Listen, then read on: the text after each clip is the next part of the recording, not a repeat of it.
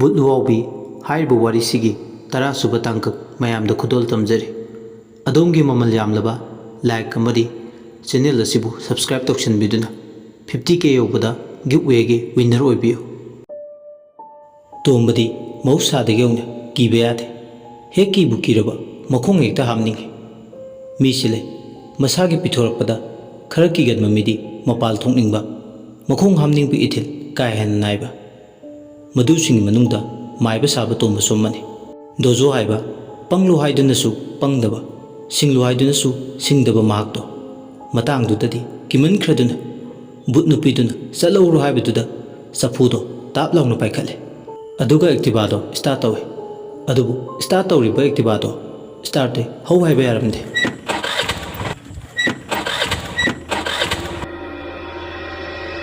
ꯇꯣꯝꯕꯅ ꯈꯣꯡ ꯍꯥꯝꯅꯤꯡꯕꯒꯤ ꯃꯁꯥꯗꯣ ꯍꯨꯃꯥꯡꯅ ꯄꯨꯝꯆꯣꯠ ꯆꯣꯠꯂꯦ꯫ ꯕꯨꯠ ꯅꯨꯄꯤꯗꯨꯅ ꯂꯥꯎꯔꯦ, "ꯍꯥꯏ ꯑꯄꯪ, ꯁꯦꯂꯔꯗꯨ ꯐꯖꯅ ꯅꯝꯗ꯭ꯔꯦꯅꯦ, ꯀꯗꯥꯏꯗꯒꯤ ꯁ꯭ꯇꯥꯔꯠ ꯍꯧꯔꯅꯤ?" ꯗꯣꯖꯣ ꯈꯪꯄ꯭ꯔꯦꯛ ꯈꯪꯉꯤ ꯁ꯭ꯇꯥꯔꯠ ꯇꯧꯔꯤꯅꯤꯅ ꯇꯧꯔꯤꯕꯗꯣ ꯀꯤꯕ ꯊꯛꯀꯠꯄ ꯄꯥꯈꯠꯄꯅ ꯁꯦꯂꯔꯗꯣ ꯐꯖꯅ ꯅꯝꯗ꯭ꯔꯦ꯫ ꯕꯨꯠꯁꯤꯅꯒ ꯇꯥꯛꯁꯤꯜꯂꯛꯄꯁꯤꯗ ꯑꯃꯨꯛ ꯍꯦꯟꯅ ꯈꯣꯏꯔꯥꯡꯉꯤ ꯗꯣꯖꯣ꯫ ꯈꯜꯂꯤ ꯋꯥꯈꯜꯗꯗꯤ, ꯀꯔꯝꯕ ꯃꯈꯜꯒꯤ ꯕꯨꯠꯅꯣ? ꯗꯣꯖꯣ ꯁꯦꯂꯔꯗꯨ ꯑꯣꯟ ꯇꯧꯔꯒ ꯑꯦꯛꯇꯤꯚꯥꯗꯣ ꯁ꯭ꯇꯥꯔꯠ ꯇꯧꯋꯤ꯫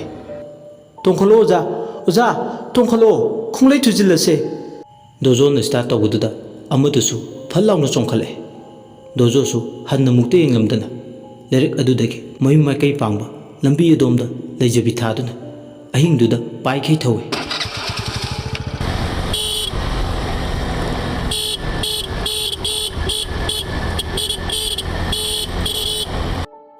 ꯂꯩꯋꯥ ꯌꯥꯎꯕ ꯆꯐꯨꯗꯨꯅ ꯀꯟꯅ ꯊꯧꯕꯗꯨꯗ ꯑꯗꯨꯃꯛ ꯇꯣꯝꯕꯒꯤ ꯈꯨꯠꯇꯒꯤ ꯅꯥꯟꯊꯗꯨꯅ ꯂꯝꯕꯤꯗꯨꯗ ꯑꯗꯨꯃꯛ ꯀꯥꯏꯍꯧꯔꯦ꯫ ꯃꯈꯣꯏꯅꯤꯅ ꯄꯥꯏꯈꯩ ꯊꯧꯈ꯭ꯔꯕꯗ ꯕꯨꯠ ꯅꯨꯄꯤ ꯑꯃꯒꯤ ꯑꯀꯤꯕ ꯁꯛꯂꯣꯟ ꯂꯥꯡꯉꯝꯕꯤ ꯂꯤꯂꯤꯗꯣ ꯃꯥꯒꯤ ꯃꯁꯥꯒꯤ ꯑꯁꯦꯡꯕ ꯁꯛꯂꯣꯟꯗ ꯍꯟꯖꯤꯜꯂꯛꯂꯦ꯫ ꯃꯥꯒꯤ ꯅꯤꯡꯊꯤꯔꯕ ꯃꯥꯏꯊꯣꯡꯗꯨꯗ ꯀꯣꯟꯊꯣꯡ ꯃꯄꯥꯗꯨꯗ ꯂꯦꯞꯄꯒ ꯃꯥꯒꯤ ꯄꯋꯥꯔꯗ ꯀꯣꯝ ꯑꯣꯏꯅ ꯇꯧꯗꯨꯒꯤ ꯍꯣꯠꯅꯔꯝꯕ ꯊꯣꯡꯒꯥꯜ ꯃꯌꯥꯒꯤ ꯀꯣꯏꯂꯥꯁꯇꯣ ꯍꯥꯟꯅꯒꯤ ꯃꯍꯧꯁꯥꯒꯤ ꯐꯤꯕꯝꯗ ꯀꯩꯁꯨ ꯇꯧꯗꯅ ꯆꯥꯡ ꯃꯥꯟꯅꯅ ꯍꯟꯖꯤꯜꯍꯜꯂꯦ꯫ ꯂꯤꯂꯤꯅ, "ꯏꯁ, ꯃꯤꯒꯤ ꯀꯣꯟꯊꯣꯡꯗꯒ ꯕ꯭ꯂꯦꯛ ꯑꯥꯔꯠꯀ ꯇꯧꯔꯗꯅ ꯏꯔꯣꯏ ꯂꯣꯥꯎꯕꯤ ꯃꯥꯟꯕꯤꯁꯤꯗ ꯂꯥꯟꯗꯥꯒꯦꯒ ꯇꯧꯔꯗꯅ ꯈꯪꯂꯝꯃꯅꯤꯅꯦ ꯕꯨꯠ ꯑꯩꯒꯤ ꯇꯧꯕ ꯉꯝꯕ꯫ ꯉꯁꯤꯅ ꯑꯍꯥꯟꯕꯅꯤ ꯍꯥꯏꯗꯨꯅ ꯊꯥꯕꯤꯔꯕꯅꯤ꯫ ꯀꯔꯤꯒꯨꯝꯕ ꯃꯊꯪꯗꯒ ꯑꯅꯤꯔꯛ ꯁꯨꯅ ꯁꯨꯃꯥꯏꯅ ꯇꯧꯔꯕ, ꯑꯃꯨꯛꯀ ꯄ꯭ꯂꯥꯟꯒ ꯇꯧꯔꯛꯑꯕ, ꯂꯦꯝꯅ ꯇꯣꯛꯑꯦ ꯃꯊꯪꯗꯗꯤ꯫ ꯉꯁꯤꯗꯤ ꯊꯥꯕꯤꯔꯕꯅꯤ꯫ ꯑꯩ ꯙꯅꯄꯇꯤꯁꯨ ꯂꯥꯛꯅꯔꯨꯅꯤ, ꯑꯗꯨꯕꯨ ꯂꯥꯛꯅꯗ꯭ꯔꯤꯉꯩꯗ ꯏꯔꯣꯏ ꯂꯣꯥꯎꯕꯤꯗꯣ ꯀꯝꯗꯧꯔꯤ ꯍꯥꯏꯕ ꯍꯥꯏꯐꯦꯠꯇꯗꯤ ꯌꯦꯡꯂꯨꯈꯤꯒꯦ." ꯕꯨꯠ ꯂꯤꯂꯤ ꯂꯤꯛꯂꯥꯅ ꯇꯨꯝꯂꯤꯕ ꯀꯥꯗꯨꯗ ꯐꯥꯎꯖꯤꯜꯂꯛꯑꯦ꯫ ꯍꯦꯛ ꯐꯥꯎꯖꯤꯜꯂꯛꯄꯒ ꯂꯤꯛꯂꯥꯅ ꯏꯁꯤꯁꯤꯒꯩ ꯂꯩꯕꯥꯛ ꯃꯈꯥꯗ ꯇꯥꯁꯤꯜꯂꯒ ꯂꯩꯕꯗꯨ ꯎꯔꯦ꯫ ꯂꯤꯂꯤꯅ, "ꯑꯣ, ꯅꯨꯡꯉꯥꯏꯅ ꯇꯨꯝꯖꯔꯦ, ꯇꯨꯝꯖꯔꯁꯅꯨ꯫ ꯃꯥꯒꯤ ꯃꯔꯝꯗ ꯆꯥꯎꯔꯥꯛꯄ ꯑꯃ ꯈꯪꯒꯦ ꯍꯥꯏꯗꯨꯅ ꯂꯥꯛꯄꯅꯤ꯫ ꯅꯤꯡꯉꯥꯏꯗꯅ ꯇꯨꯝꯃꯒ ꯂꯩꯔꯤꯁꯤ ꯎꯕꯗ ꯈꯪꯅꯤꯡꯕ ꯐꯥꯎꯗ꯭ꯔꯦ꯫ ꯅꯣꯡꯃ ꯑꯃꯨꯛ ꯂꯥꯛꯑꯒꯦ꯫ ꯀꯔꯤꯁꯨ ꯊꯣꯛꯅꯗꯕ, ꯀꯔꯤꯅꯣ ꯀꯅꯥꯅꯣ ꯍꯥꯏꯗꯅ ꯃꯁꯛ ꯃꯁꯥꯁꯨ ꯃꯨꯟꯅ ꯈꯪꯗꯕ ꯏꯔꯣꯏ ꯂꯣꯥꯎꯕꯤ ꯅꯪꯕꯨ ꯑꯩꯅ ꯏꯃꯥꯟꯅꯕꯤꯗꯧꯅ ꯈꯜꯂꯤ꯫ ꯈꯜꯂꯤꯕꯒꯤ ꯃꯔꯝꯁꯨ ꯀꯔꯤꯒꯤꯅꯣ ꯍꯥꯏꯕ ꯑꯩ ꯏꯁꯥꯁꯨ ꯈꯪꯗꯦ꯫ ꯑꯗꯨꯕꯨ ꯇꯧꯕꯇꯕꯨ ꯅꯪꯒꯤ ꯄꯨꯟꯁꯤꯅ ꯂꯩꯔꯤꯉꯩ ꯏꯔꯣꯏ ꯂꯣꯥꯎꯕꯤ ꯃꯥꯟꯕꯤ ꯅꯪꯕꯨꯗꯤ ꯑꯩꯅ ꯉꯥꯛ ꯁꯦꯟꯒꯅꯤ, ꯅꯪꯒꯤ ꯁꯝꯕꯜ ꯑꯣꯏꯒꯅꯤ꯫ ꯐꯔꯦ, ꯑꯍꯤꯡꯁꯦ ꯊꯦꯡꯖꯤꯜꯂꯛꯂꯦ, ꯅꯣꯡꯉꯥꯟꯈꯤꯕꯅ ꯍꯥꯟꯕ ꯇꯥꯔꯦ꯫ ꯑꯩ ꯙꯅꯄꯇꯤ ꯍꯥꯏꯕꯗꯣ ꯑꯣꯠꯍꯧꯗꯕ ꯌꯥꯗꯦ꯫ ꯅꯣꯡꯉꯥꯟꯈꯤꯕꯅ ꯍꯥꯟꯕ ꯇꯥꯔꯗꯤ ꯀꯔꯤꯝꯇ ꯀꯥꯟꯅꯔꯔꯣꯏ." ꯑꯁꯤ ꯍꯥꯏꯔꯝꯂꯒ ꯕꯨꯠ ꯂꯤꯂꯤ ꯐꯨꯠ ꯂꯥꯎꯅ ꯂꯤꯛꯂꯥꯅ ꯂꯩꯔꯤꯕ ꯀꯥꯗꯨꯒꯤ ꯃꯅꯨꯡꯗꯒꯤ ꯃꯥꯡꯈꯤ꯫ ꯁꯣꯝꯗꯅ ꯉꯁꯥꯏꯒꯤ ꯑꯦꯛꯇꯤꯚꯥ ꯊꯧꯕ ꯃꯥꯏꯕ ꯁꯨꯝꯆꯤꯠ ꯑꯅꯤꯗꯣ ꯑꯃꯨꯛꯇꯣꯏꯕ ꯂꯣꯏꯔꯦ꯫ ꯀꯥꯡꯆꯨꯞ ꯂꯝꯕꯤꯒꯤ ꯏꯔꯣꯏꯁꯦꯝꯕ ꯃꯄꯥꯒꯤ ꯆꯥꯃꯔꯨ ꯂꯧ ꯂꯩꯕ ꯃꯄꯥꯗꯨꯗ ꯌꯧꯔꯛꯂꯦ꯫ ꯃꯄꯥꯗꯨ ꯌꯧꯔꯛꯄꯗ ꯇꯣꯝꯕꯅ ꯑꯦꯛꯇꯤꯚꯥꯗꯨ ꯈꯥꯝꯃꯨ ꯍꯥꯏꯗꯨꯅ ꯈꯥꯝꯃꯦ꯫ ꯑꯦꯛꯇꯤꯚꯥꯒꯤ ꯁꯤꯠꯇꯣ ꯍꯥꯡꯗꯣꯛꯂꯒ ꯏꯁꯤꯡ ꯕꯣꯇꯜ ꯂꯧꯊꯣꯛꯂꯒ ꯇꯨꯔꯦꯜ ꯈꯣꯡꯕꯥꯜꯂꯣꯝꯗ ꯃꯈꯣꯡ ꯍꯥꯝꯕ ꯆꯦꯟꯊꯈꯤ꯫ ꯈꯣꯡ ꯍꯥꯝꯅꯤꯡꯕꯒꯤ ꯃꯩꯆꯥꯛꯁꯤꯁꯨ ꯑꯉꯛꯄ ꯑꯃꯅꯤ꯫ ꯃꯩ ꯏꯁꯤꯡ ꯆꯪꯗꯦ꯫ ꯅꯝꯕꯨꯜ ꯇꯨꯔꯦꯜ ꯑꯃꯗꯤ ꯂꯨꯋꯥꯡꯂꯤ ꯇꯨꯔꯦꯜ ꯑꯅꯤꯒꯤ ꯏꯔꯣꯡ ꯏꯇꯤꯟꯐꯝ ꯑꯣꯏꯕ ꯂꯥꯏꯐꯝꯁꯨ ꯀꯟꯕ इरोइसेंबसिंगी चिंसांग नापोमनी मफमसिबु अहल लमन हाक्तक्तगी लाइफम कल्ले हाइदुना अमंबद चटपकीने लांगोई चिंगिना चिंसांग नापोमसु ओइरिबा मपासी सना मचुगी सजीसु थोइ हाइने मतम अमदा चिंग्या नापोमसिदा लेबा लबुक्ता लौ उबदा पिख्रब लबुक्तुगी सरक अमना फौतोक चामा थोइ हाइदुना चामा लौ हाइने हाइनरिबा फौतोक चामा सिगी लौफमसे लौ उरुबा मिदो पुंसी तेले मफमसिदा लेबा लाइदुना लौ लौरुबा मिदो कुइना खक थमथे फौतोक चामादुगा ओनै हाइबगी चामा रौ अदुना कनासु किदुना लौ उनद्र सिगुमु वारिसे कदाइदगिनो खंगौदना निंसिंगलगा बुत थेंगनरुबगी अवाबा फरकपदा लाइटिनगी वारिसिना अकीबा अमुक मसादा मथि नाइबा हौरले दोजो हुमांगन पिकांग अहिंग चित्प नुक्सितो अहिंग फाउद्र नुक्सित असाब ओइना फाउरे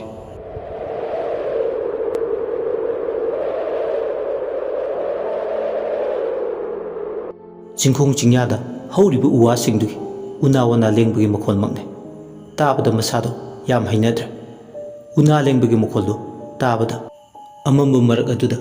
बुतकादो फल्लाउना हेक चुंगथोरकदबा माले मोन खनबा वाखलने लेताफम खंगदे तुरेल खोंबालोंदा कुमथकिबा इरोइसेंबगी इरोंग मोंफम मयादुदा मंगनी मसुले अमंबदुदा निंगथमथागा चंगलकपगा लंबी लमजाउदा अहिंगदुदा कनासु मोबाइल थुकनदे मोबाइल की फ्लैश लाइट तो कापे अकोइबदुदा अमंबदो खरदा ओइसु फनब कोयेंग येंगे क्रिमेटोरियम लेबदोमदा कापे मंगदु उबददा मिहुल थाउल सुदे सोमदना कमदौरे तुरेल मपालदा खोंग हामनिंगबगी मैन पाक्थकिबा माइबा तोंबा मसादो हुमांगन पिकांगे तुरेल मपालदा मखोंग हामनिंगे खरा लापतकना अंगांग कप्पा मानबगी मखोल सुताई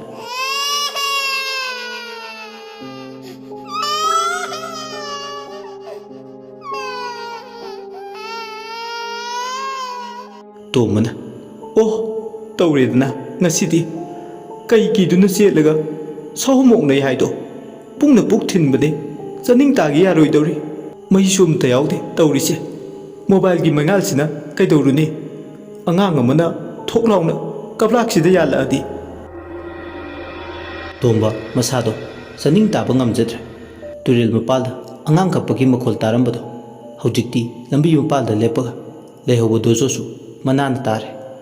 अंगांग कपदो हेक ताबगा दोजोना ओजा तोंबा लोइद्रिबो अनिदो अवाई खुम तौने लोइद्रिये पुक्सी हेकपन लोइरे कैनोदो ओजा हयेंगिसु याउना तौरब्रो हाइसे अंगांगनने याम हैपा सानो अइने हेना लोइसनंगिनी यादबगी तौरिनी पुक्से याम थिल्ले ओजा ससत तौरो तुरेल खोंबालोमदगी अंगांग कपगी मखोलसे ओजाबु तादब्रो ताइने दोजो अइसु लोइरागे ओजा लोइरो अइ गाइरबने मिनिट 10 की मनुंगदा लोइरो अइ गाइरगे असुमननिदो वारी सानरमलगा तुमिन लई दोजो तुमिन लई नते मखोल अमता ताबा यादे नाक येतो कोयिंग यिंग करी ले कनाना मंगोंदा करी तौर पाइदुना याम सिंगना मसादो मिकुप नौम सिंगना ले तंजादुदा मंग लेबा मपादुगी नाकंदा लेरिबा लाइसंगदुदा मागी मोबाइल फ्लैश लाइट हेक कापलुब मतांगने फिंगौ सिटपि नुपी अमा लाइसंगलोमदा ओनसिल्लगा तुंगलोमदा मागी मसम मनादो इफा फाना लेपगा लेबदुई नुपीदो लाइसंगदुदा दुमो मुन्ने येंगलगा लेबदोंना तौरे मधु उबदा लवाई लुतोन समलांगदो चप युंगी दोजो मरोल मरी थोखिद्रे मंग लेबा मपा मई थापम मथक्तुदा फिंगौ सिटपि नुपी खरसु मथंग मनाउ नाइना परेंग साना लेपगा लेरिबदु उरे मधु उबदा लोइरे दोजो मकलांगनी तंजादुदा तुंगलोमदगी तोमना कैदौरगे दोजो नंगना नसादो अदु याम निकलिदुना दोजो वादे हाइदना मखुत्तो लाइसंग अमदी मंग लेबा दोमदा मखुत्तो थिल हेक थिनबदु उरे मंग अदोमदा तौरिबदो मधु उबदा तोमना मान लेजबा लेवा मयामदु सोलगा दोजोदा स्टार्ट तौरो हाइबगी वाही अमता हाइदना इंगित तौवे दोजोसु मसादो निंगना गाड़ी तो स्टार्ट तौ स्टार्ट तो हेक तौबगा अनिदो पाइखे इरोइसेम्बगी चामरौ मपादुबु लानबु लानथोक्लबदि हाइदुना अरैबी लैजबी थादुना एक्टिवादु थौइ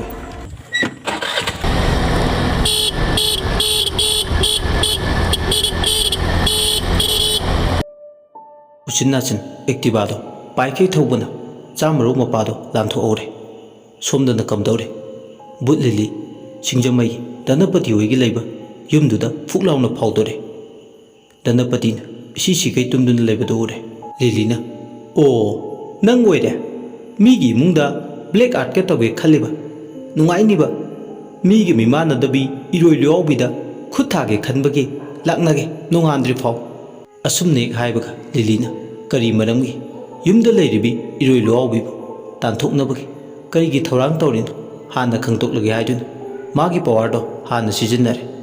बुट लिलीना उरो खंगलो करीगिदमक इरोइ लोआउबिसिदा ब्लैक आर्ट तौगे खनबगे तंगाई फदना खंगदबा याद्रे अई मरमदो असुमने हाइबगा ममित्त उरे मागी मचानुपी मरमगिदमक लिगलाब युमदुदा लैतनबा हाइदुना ब्लैक आर्ट तौबगे याम चावो मरमदो हेक उबदा लिलीना ओ मिरोल थुंगदबिसिदी मीगी मचादुबु मया ममा ओइनिंगबदा अदुम ओइनबा थबक तौगेदि हाइद्रदुना थिंगेलदा ताइनबा ngamdraduna नासि खोंदगा ताइनरदना खंगनिबा ngasi numita lanjadabi iroi luawida fattaba tawge khanbagi tamna lai sageba but lili asi khaluduna hojikki tamnarege haiduna maga ki beslono langba hokre tumduna leiba danapati kangthol makongdo thok thok nome tumlubudagi danapati do adumna kangthol makongdo nomlakpaduda yuar harboi khaluduna machinda changa changa haiduna hanjin hanjin machinda swale afinga payoina yam haina मागी कांगथोलदुदगी कुमथरे अदुगा फ्लोरदुदा पाक्थे खुदु सौवे करिगुंबा तुसिनखिबा थोक्लबा अमुक मसीना मरम ओइरगा सरे होबा तारे खनबदगी कीदुना सौदुना ले माना अदुमना फ्लोरदुदा हेक पाक्थबगा कांगथोल मखों निकलंबदो फग्रे ने हेकता निकबदो फकिबदा मागी वाखलददी बुछिना तौरिनायबा खंगलमदे युआर हारनी हाइबगी मचिंदा चंगा चंगा हाइदुना सोलगा ले मकुक ngौरमबदु फरे मचानुपी सुलोचनाना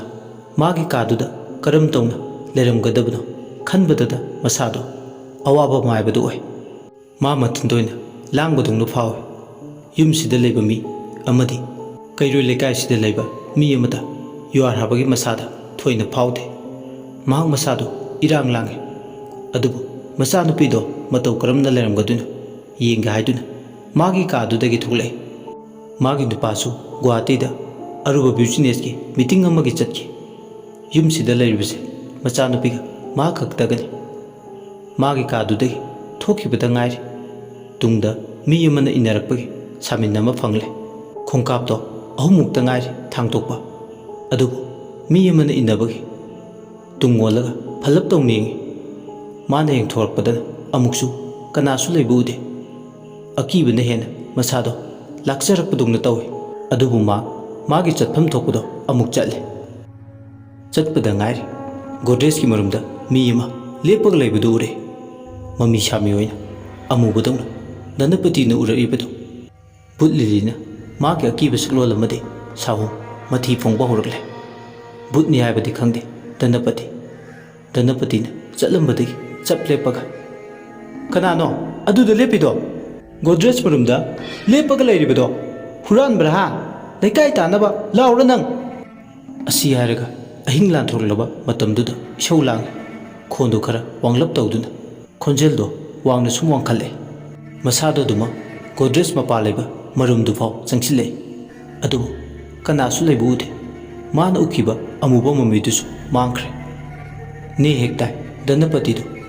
मागी मचानुपी कादो तम चंग हेक तौबगा नुपी यमन कप्पगी मखोल अमुक नौनना गोड्रेज लेबा मपादुदा अमुक कबले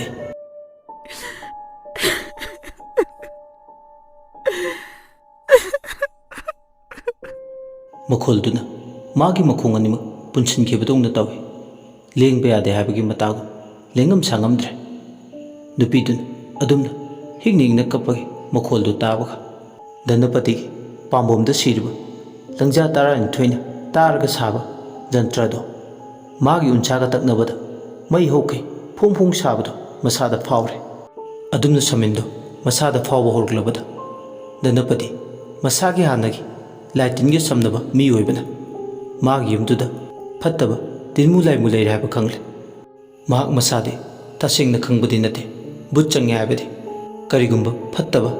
तिनमु लाइमु ओइना चंगला हाबा खक्तनि महाक मसादा फावरिबा दनपति मसादो तौफम खंगदे असुमना तौरकपसे मिंगोदा माना यंगथिबा मिसिंगदा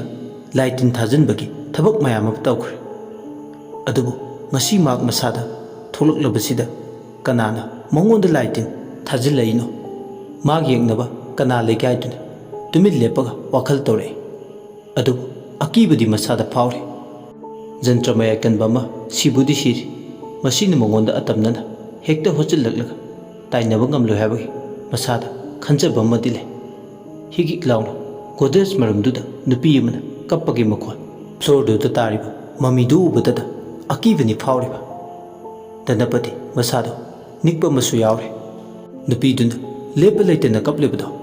कनागी अमदी कदाइदगी वखलना मुक्सु खल्ले थौ लेतबा कनानो अइंगोंदा लाइमु थाजिल्लिसिना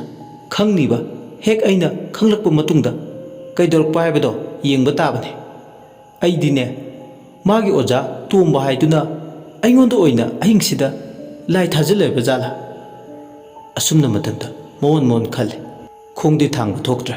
हिगिक लावबो खोंजेला हिगिन हिंगने कबले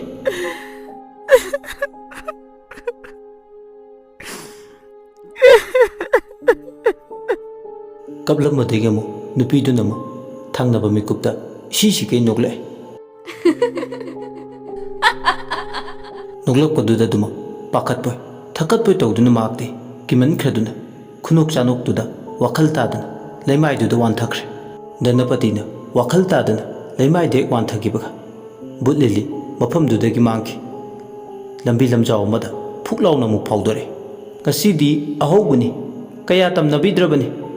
करिगुंबा मथंगदगा मु इरोय रुआविदा येतके खल्लबा नुंगाइनी अहेनबा कुमै तौनी खंगनिबा नयुमदा लागा बुत फेस्टिवल तौसिनगे बुत मयाम होय लाउरगा बुतलिली असुमना मसिंदा सोलमगा बुत लेबाक्तमु मिन्ना कुपदे यौरले बुत लेबाक्ता यौबा लेसनाना इशौ लांगाय अनिदो अवाय खुम तौने कदाइदा मुंग मांगुरे चेंगमांग मांगबि नंगो मिरमलेंदा नया कोइरुबने एल्बम हेरो कुंगदबा बुत राजेशना नंग कोइति थिरमबनी अइदि करिगि थिरमिबा नोंमुतंग उहौद्रदि लैबे यादबगी मवोंग माले हो खित तैबिरनु मोरे सुनुदो वाहै नुसिबा सादुना थमोइगासे लोइना चाथतप तारे नंगी मया कल्लबा मोरे सुनुगा पांखक ओइरबा थमोइदुना मीगी असेंगबा नुसिबाबु मोरे सुनुगा प्रमाण तौबदी नंगसु अरानबा ताने यारे हे खाइरनु अइंगोंदा खाइफम मिरे लेतबदौना अइसे खाइबा नत्तिमे नंगबो राजेशना नंग हंगमबनी प्रोमिस कई मरमगी हंगिबा खंगदेबो अदुदि अइसु बुत लेबाक्सिदा नुंसी नुंगन तौबसु याबा नते बुत वार्डेना खंखिबा थोकलो दंदी फंगनी अदुना लेसना इंगना चिंगना अमता लेसिको अदुसु चुमिने अदो बुत मसेन रोमांस तौरगा करी कानादोइनो अदुदि अइसु खंगदे फरेसे मसीगी वाफमसे तोसे हयेंदी निंगोल चाकौबा नुमिनि इबानी नुमिदांग अथेंगबदा मिरमलेंदा पुन्ना चलुसिको अइदी मिरमलेंदा चनिंगदी माइथोंगी मम्मीदो इमक मक्सिन बदुंगना तवे लेसना वाई सिंगसी हरमलगा माना बुत लेबाक्सिदा ममाई ओंदुना लाकपा नुमितगी हौना ताइबंग मिरमलेंदा माई ओंसिनगिद्रे अमुक हनसु मी मरक्ता चनिंगबा फाउद्रे मागे नुसुक नुजानरबा माइथोंदु उबदा करी मरम लेबनो हायदुना लिलीना पावर सिजनदुना लेसनागी माइथोंदे येंगबदा हाना मंगलम चत्ता थोकिबा थौदोक अदु उरे लेसना हिंगलिंगैदा इंजत तपचबी इचम चमजबी लेसाबी अमनी ममा मचा पुन्ना होटल फमिने नंबोल कैथेलदा बोरा योनबदा ममिंग चले वारी सिगी तरा सुबह तांकक मयामदा खुदोल तमजग्रे अदोमना वारी से ताबिरगा अदोमगी मोत अदु कमेंट बॉक्स दा थंबिरम अमदी चैनल सिबु नुसिबिदुना अदोमगी ममल यामलबा लाइक ꯁꯕꯁꯀ꯭ꯔꯥꯏꯕ ꯇꯧꯕ ꯀꯥꯎꯕꯤꯒꯅꯨ ꯂꯣꯏꯁꯤꯜꯂꯛꯄꯗ ꯃꯌꯥꯝꯕꯨ ꯏꯀꯣꯛꯅꯅ ꯑꯃꯨꯛ ꯍꯟꯅ ꯈꯨꯔꯨꯝꯖꯔꯤ